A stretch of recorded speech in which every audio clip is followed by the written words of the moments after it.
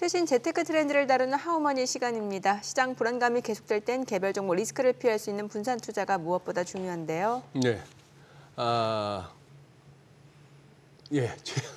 최신 자선 동향과 투자 전략까지 알아보는 코너입니다. 자, 오늘은 프리즘 투자자문의 홍춘욱 대표님과 함께합니다. 어서 오세요, 어서 홍 오세요. 대표님. 네, 안녕하세요. 예, 제가 잠시 좀 뻑이 났습니다.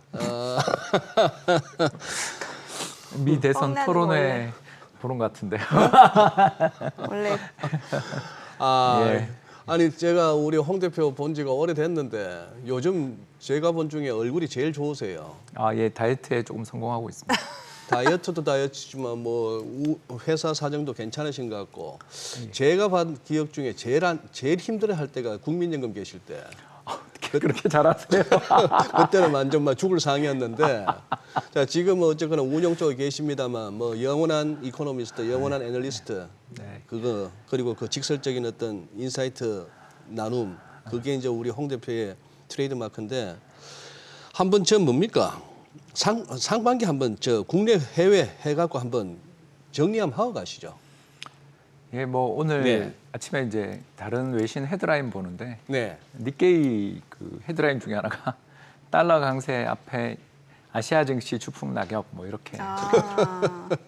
아니, 오늘 국내 증시 보면 그래요, 사실. 예, 그러니까 달러가 강세로 가니까 이게 이제 달러 들고 있으면 일단 환차익이 벌써 기대되는 데다가 또 달러 강세라는 말 뒤에는 미국으로 돈이 쏟아져 들어간다는 뜻이죠. 예, 몰려간다. 예, 그러다 보니까 이게 뭐 글로벌 증시 중에서도 미국 옆에 붙어 있어야 이게 예. 특히 나스닥 지수 뭐 이런 거 또는 일본이나 또 중국처럼 중국보다는 이제 대만이지만 아무튼 미국하고 관계도 좋고 미국의 어떤 뭐랄까요 이런 그 IRA 그렇죠 인플레 감축법이나 이런 것들 때문에 좀 적극적으로 기회를 활용하고 있는 나라들 또 AI 붐 속에 연결되어 있는 기업들이 상당히 좋은데 이제 우리나라는 한국도 사실 반도체를 갖고 있다는 측면에선 충분히 AI 붐에 이제 따라잡을 수 있는 포텐이 있었지만 예. 삼성전자가 이제 우리나라 전체 시장 코스피 200의 한 4분의 1을 차지하는 이 거대한 기업이 좀 약간 부진한 모습들을 보이는 가운데 상대적으로 한국은 조금 못 올렸다 이렇게 볼 수 있겠고요. 전반적으로 정리하자면 결국 EM 증시 내에서도 AI 혁명에 올라탈 수 있느냐에 따라 희비가 엇갈리고 한국은 거기에 올라타지 못한 면이 있다 이렇게 볼 수 있겠습니다. 그러면 대만 같은 경우가 올라탄 경우고 TSMC가 이제 곧 1조 달러 넘을 것 같은데요. 네, 예. 이게 뭐 너무 격차가 벌어지고 있어서 최근 파운드리 시장 이런 동향이라든가 흐름들 살펴보면 네. 점점 초격차라는 말을 TSMC한테 지금 그러게요. 붙여야 되는 그런 여건이어서 이게 정말 참 안타깝습니다. 네.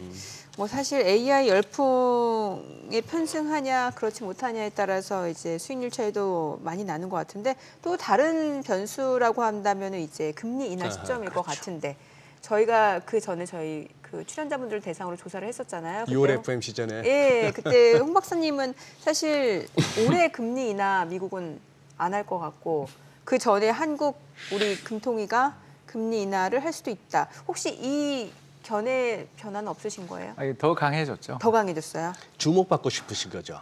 남들은 다 금리 인하 한다, 연준이 금리 인하 할 거라다 한 번, 두 번 한다는데 혼자 안 한다 그러고 우리가 먼저 할 거다 이렇게 하셔서 주목받고 싶으신 거죠. 이제 그런 것보다 이제 환율이 오른다. 환율이 오르기 때문에 아이고. 예, 뭐 주목은 모르겠고요. 왜냐하면 저는 좀 주목을 많이 받았잖아요. 이미 많이 이미 많이 받으셨죠. 받았어요. 예, 예, 좀 별나잖아요. 그러니까 예, 그래서 한 달 전에 나왔을 때도 금리 인하 안 할 거라고 제가 외친 사람이라 한 달 사이에 이제 변화가 있었냐 이렇게 이제 질문을 주신 건데 네. 일단 미국 고용 지표가 너무 잘 나오고 있는 거고 더 나가서 최근에 고용 지표들의 이제 가장 특별한 특성 중에 하나가 실업률은 오르는데 신규 취업자 수는 늘어나는 글쎄 그거. 희한하게 나오기 그런 거가 시작했죠. 네. 결국 그게 이제 이민이거든요. 그 이민이 그 하우스홀드 통계는 당연히 불법 체류자들이나 이민자들이 안 들어가잖아요. 네. 그런데 비해서 이제 기업 입장에서는 그 취업을 시키고 고용을 하는 사람들한테 돈이 얼마나 하냐만 카운팅만 되니까 아하.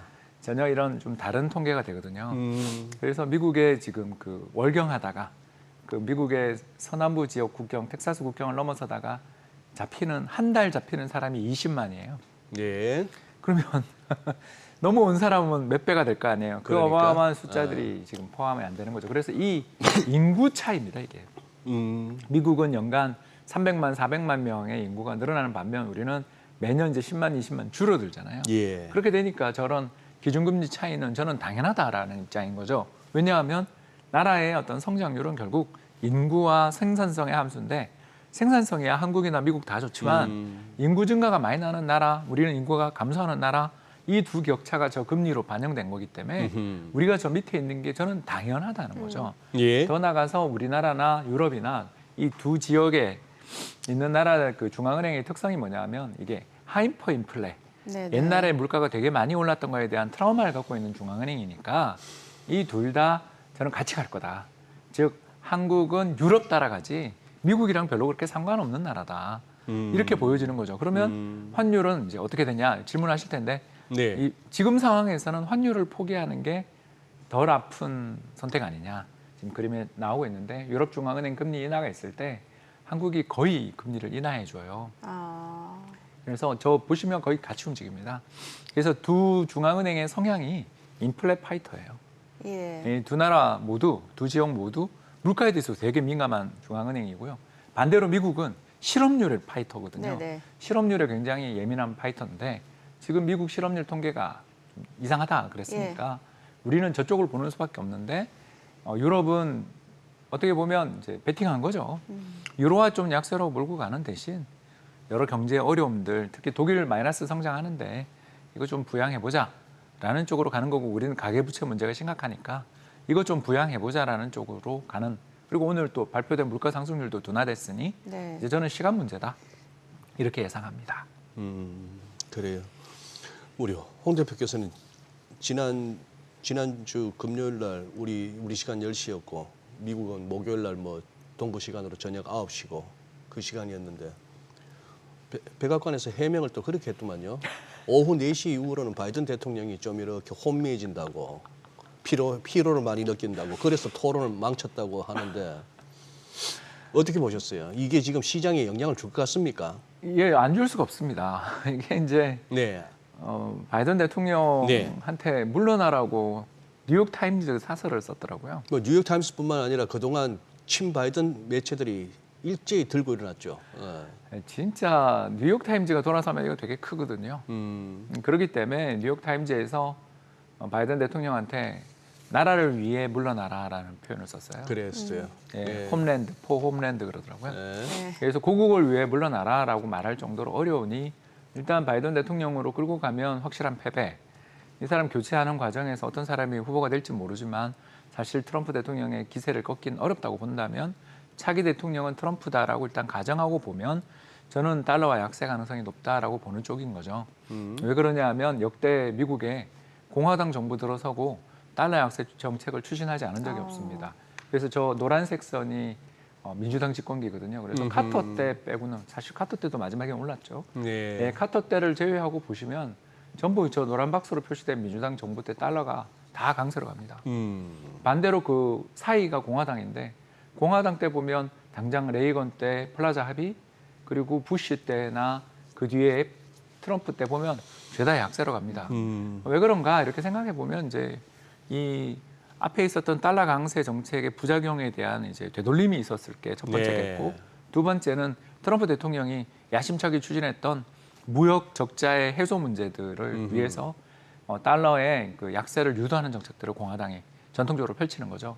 그래서 저 정책만 놓고 보면 미국의 연준 태도가 더 중요하겠지만 적어도 공화당 행정부가 들어선다고 보면 달러의 약세 가능성들은 좀 높아지는 거고 저는 그래서 최근에 나타나고 있는 지표의 어떤 차이 예. 또는 미국 쪽에서의 시장 금리가 급등하는데도 불구하고 환율 자체가 오르긴 하지만 네. 급등세를 안 보이는 게 트럼프 됐을 때 달러 약세냐 강세냐라고 물으면 답하기가 되게 곤란한 문제인 거죠. 네. 왜냐하면 연준의 정책만 놓고 보면 당연히 지금은 강세인데 그렇죠. 예. 트럼프가 되고 난 다음에 환율 조작국 지정할 게 눈에 훤히 보이는데 굳이 지금 또 그걸 베팅하기 어려우니까 저는 저런 모습을 보여주고 있다고 볼 수 있겠고요. 또 대선 수혜 종목들 나오는데 트럼프 정책에 결국 저기 보시면 방산, 전통 에너지 쪽을 강조한다는 게 다 무역 흑자 정책이잖아요. 왜냐하면 미국산 셰일 오일, 예. 가스 이렇게 많이 나오는데 왜 우리가 굳이 친환경 정책으로 돌아서야 돼. 우리 이걸로 수출 많이 하자. 네. 뭐 이런 게 트럼프의 정책이니까 저 모든 정책들은 죄다 다 트럼프의 어떤 달러 약세를 유발할 가능성이 있죠. 이제 왜 근데 강세 이야기를 자꾸 하냐 하면 이제 트럼프 대통령이 주도하고 있는 공화당이 지난해 연말 올해 초 2번에 걸쳐서 우크라이나 지원 법안 부결시켰던 거 기억나시죠? 네네네. 예, 이걸 보면 사람들이 겁나는 거죠. 야, 이 사람 대통령 되고 나면 이 전쟁 문제에 대해서 어떻게 대응할까?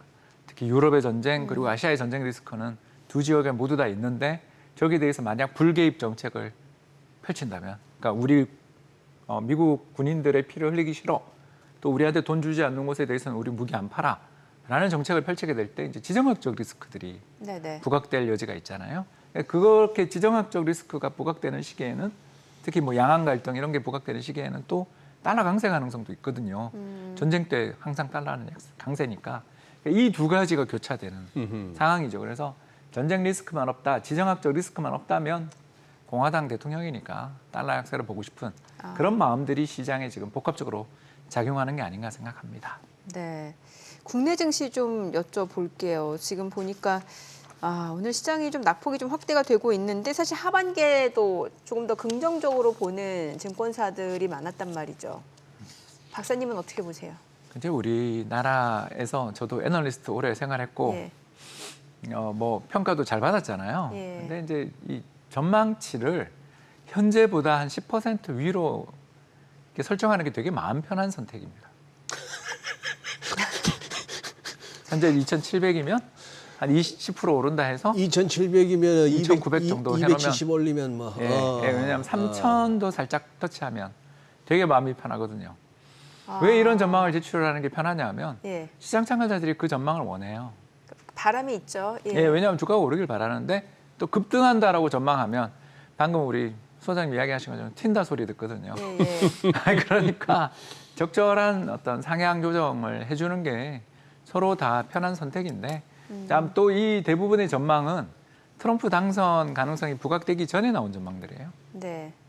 그렇지 그럼 트럼프가 당선되면은 더 시장 안 좋아질 수 있는 거예요? 있는 거죠. 왜냐하면 이 사람이 세 가지 정책을 이야기하잖아요. 예. 우리 다 아는 이 사람이 한 비전 47이라는 홈페이지에 나와 있는 1장 1절이 뭔지 아세요?